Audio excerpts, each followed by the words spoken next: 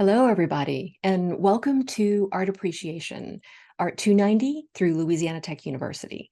My name is Nicole Duet. I'm a professor of drawing and painting at Tech in the School of Design, and I'm super excited about what we're about to embark on together.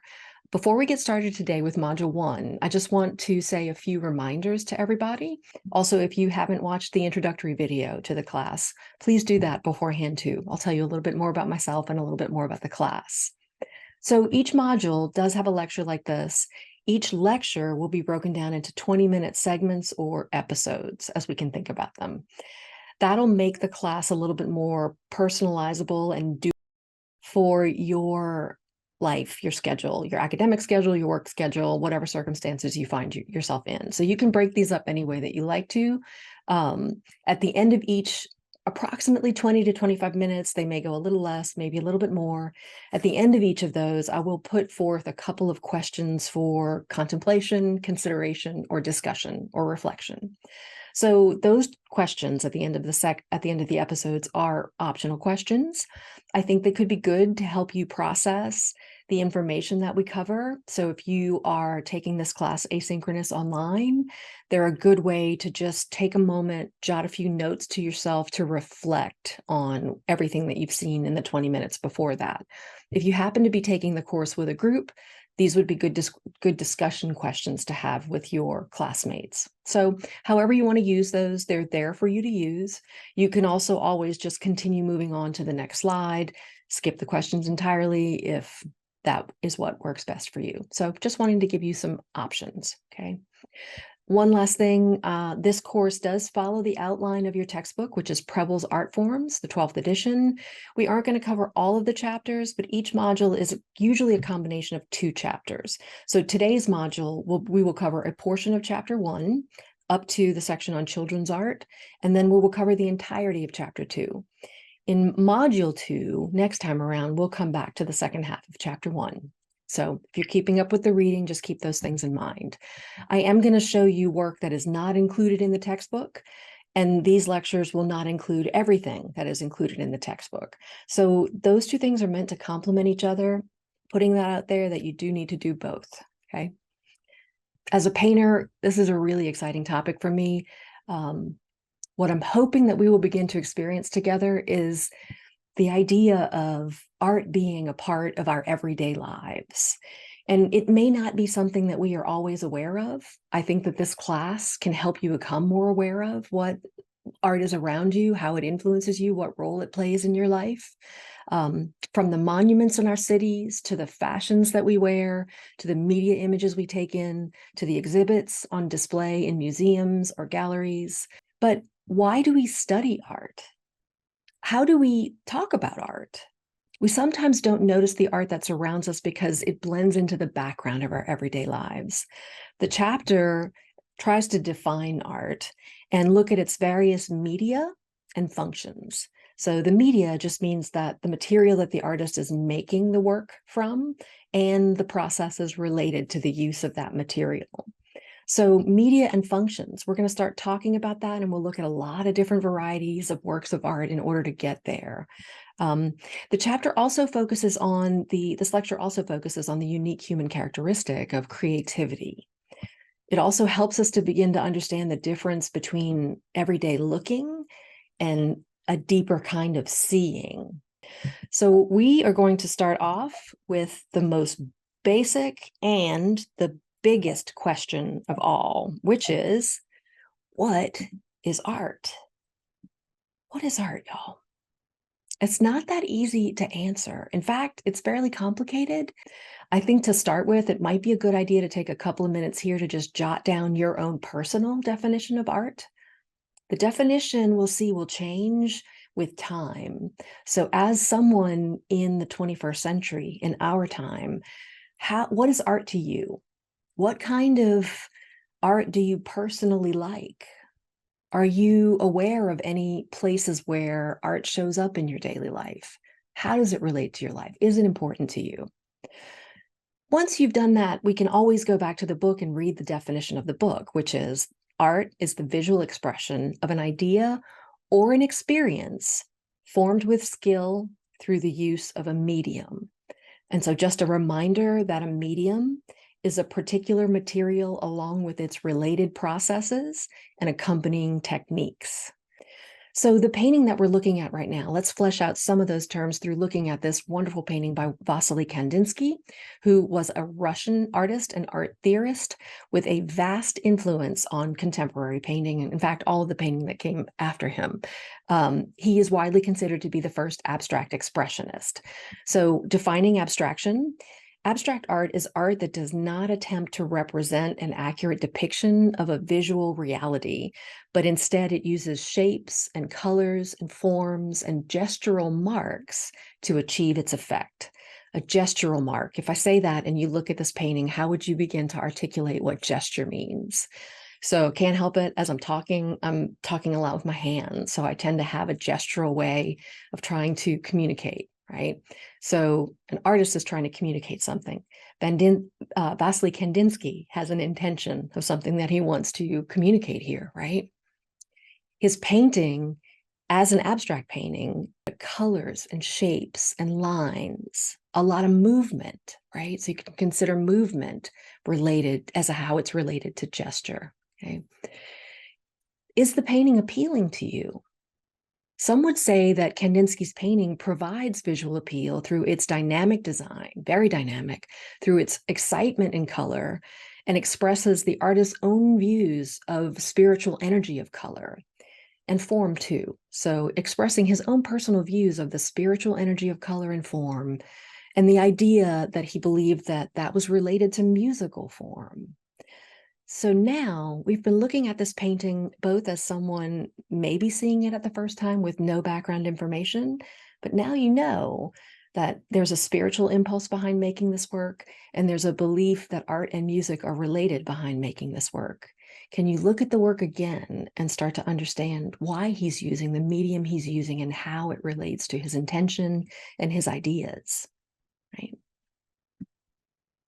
Visual art is a communication of meaning beyond verbal exchange, and it includes drawing, painting, sculpture, film, architecture, and design.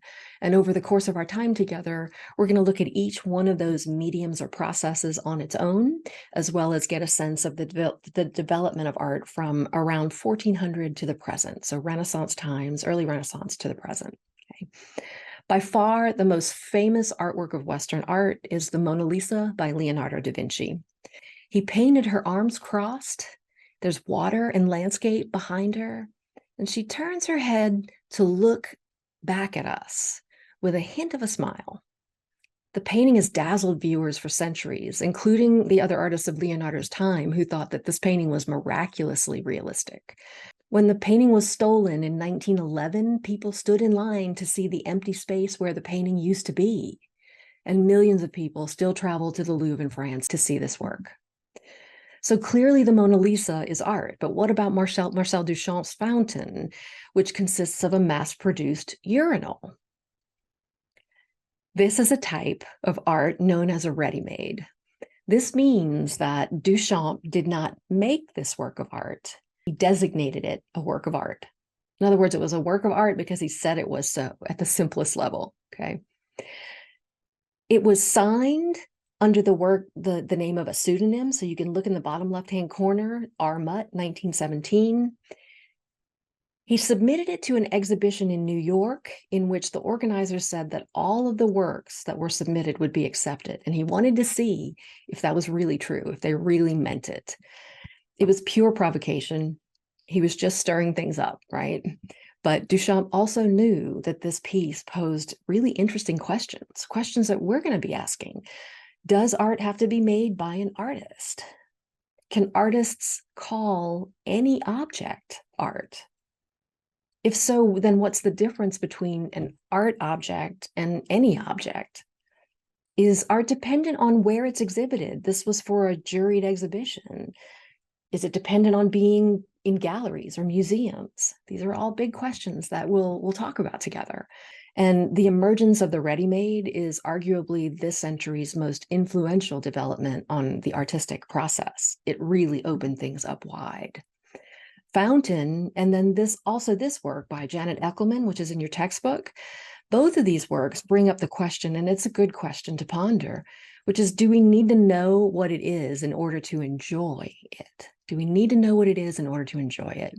Or at some level, does simply its visual qualities, and in this case, the color, the light, the delicacy, the grandeur of it, do its visual qualities simply have an effect on us, and is that enough? Beauty, the sense of awe that it might cause us to experience, right? The textbook tells us that Eichelmann's work is a large and distinctive mixed media work of art created by the artist for the city of Phoenix. What is mixed media? Just means that it's made out of several different kinds of materials. In this case, the work was created from fiber, steel, and light is also a medium. The artist chose the cactus flower shape to symbolize the desert city of Phoenix because she wanted to create a work that would say something about the city in a way that would also interact and harmonize with nature. So that was her intention, okay? This constantly moving piece changes in response to the subtlest effects of nature, to dramatic wind, to weather, to time of day. So it's constantly shifting, much like nature is, sometimes imperceptibly and sometimes dramatically. So even the residents of the city might experience this artwork differently from day to day, which ultimately means they experience the activity of being present in their own city differently from day to day. So we can say that when a medium is used in such a way that the object, in this case, or the performance, this object has a little bit of a performative quality, right? When a medium is used in such a way that the object or the performance contributes to our understanding of or our enjoyment of life, then we experience it as art. That art, in turn, reforms us by making our lives richer, by teaching us, by inspiring us, by touching our hearts or by touching our minds in so many different ways. Okay, in our last few minutes, we looked at 4 completely different types of works of art as a way to begin to understand the many different kinds of artistic expression that can happen out in the world.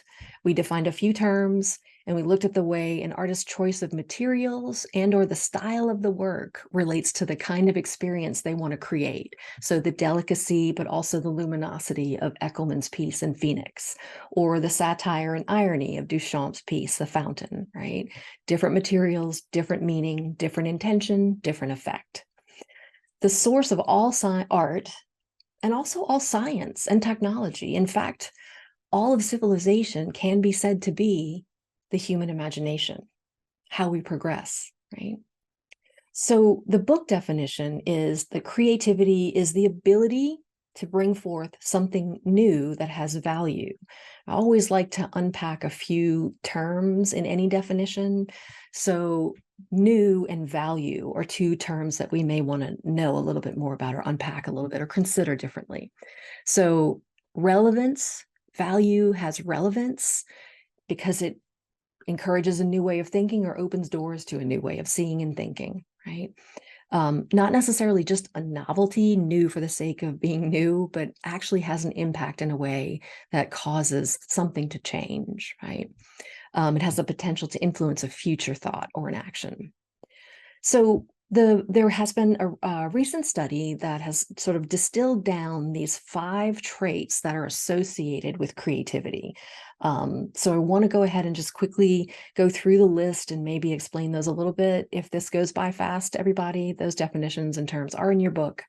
Just as a way to begin our conversation about creativity, the 5 traits are associating, which is about finding connections or relationships between things that are unusual, not normally seen.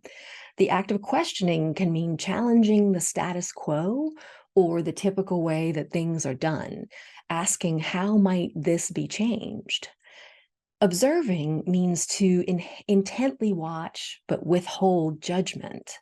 So you're in search of new ways of seeing or new ways of doing things. Networking is being willing to interact with and work with others, even if their beliefs and opinions are radically different from your own or from others. And the 5th is experimentation, making or doing in the spirit of exploration. Build it just to see what it would look like. If it doesn't work, make a change and build it again. If that doesn't work, make a change and build it again. Ask new questions. These things are all interrelated, right? I have a friend who's a painter who used to say that he makes the painting to figure out what the painting will look like. And I feel like approaching making something in that way keeps you open and constantly discovering, right? So inherently creative act. This is a fascinating topic. It's also a very huge topic. If you're interested in learning more about it, look up the TED Talks, the TED Talk list on human creativity. Many different speakers presenting short lectures, 15 to 18 minutes about the subject. And I'll post that link for you in the module for our class. So for now, let's start to unpack creativity a little bit and maybe look at some examples of artists who are using their materials in creative ways, right? Using common things or treating common subject matter or experiences in new ways. Okay, so Robin Rhodes' He Got Game, for example. This is a series of 12 photographs using visual creativity, but with very, very simple means. So we look closely at these series of photographs. Look at the low-tech drawing of the basketball hoop, right? It's a hand drawing there. There's a little bit of a performance quality in this. That's the artist himself taking this pose, photographing it in sequence so that he's giving us the experience of the attempt to make a slam dunk shot, but doing an impossible thing, doing a flip in midair before that happens. So there's this sense of like fulfilling the impossible that the work conveys. He's doing something that is not really possible to do, right? But he's doing that with a little bit of attitude. Right? So it's humorous, it's inspiring, it's radically simple. So in other words, there's a little bit of spirit of street culture in this. Chalk being a way to kind of like do something big with really fundamental, simple stuff, right? So all you need is simple means to make a statement. Romare Bearden was a 20th century African-American artist who used a different type of creative approach in his depictions of daily life in the American South. This work that we're looking at, The Prevalence of Ritual Tidings, uses fragments taken from other sources to create an image that communicates a sense of longing, a sense of humility, a sense of melancholy even too. I think some of that quality comes from the use of all of those grays, but it certainly comes from looking at the image, looking at the fragments, and then piecing together a gesture of embrace. So piecing together the image. The materials really engage us here. They ask us to spend a little bit of time to put together what we see, and that's really important. One winged figure seems to be offering comfort to the other in a way that suggests the Christian Annunciation. Other elements in the image. So to really begin to observe and see deeply into this image, we want to look at what other symbols are at work. So they include a flower, there's a landscape that these figures occupy, there's a train in the background. These are all symbols that work together in the poetry of the image. So if we just take a minute to look at the painting, what associations do those symbols bring to mind for you? What do they make you think of? To begin any interpretation, start with asking yourself what you see, right? And then what are the associations that you have with what you see? And then take the leap to what you think the artist might be trying to tell you. In this work and in all of his works, the artist is concerned with effectively communicating mood, communicating a story, saying something about relationships and the human condition. But he's also invested in his own inner need for creative expression, and that's equally important.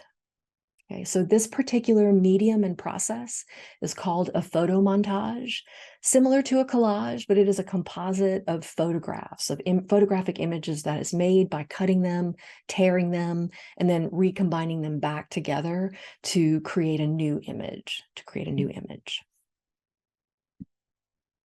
Okay, let's do this, everybody. We're going to take a little bit of a break there, and then we'll join up again in a little bit for the second episode of our time together.